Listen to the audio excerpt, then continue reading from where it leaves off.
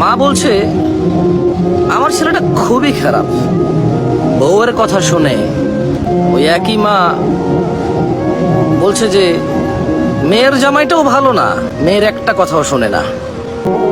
বোন বাপের বাড়ি এসে বলল যে ভাইটা আগের মতো নেই, খারাপ হয়ে গেছে, তত্ত্ব তালাশ করে না, দাওয়াত দেয় না, খোঁজ খবর নেয় না, ঈদ চাঁদ কোরবানি যায় জামা কাপড় দেয় না, একটু দাওয়াতও করে না, একটু বিপদে পড়লে হেল্প করে না।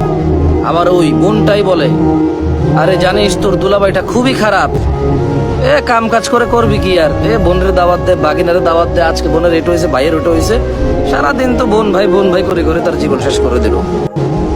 ভালো পড়েনি জামাইটা, মানে ভালো পড়েনি। অবাক অবাক করা চরিত্র না?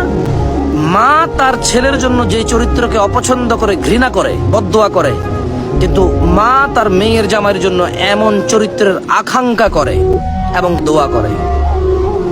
বোন তার ভাইয়ের যে চরিত্রকে অপছন্দ করে, কিন্তু ঠিক তার স্বামীর জন্য সেম চরিত্রকে সে পছন্দ করে, নির্বাচন করে, এবং সে এইটাকে কামনা করে, আকাঙ্ক্ষা করে যদি এমন হতো।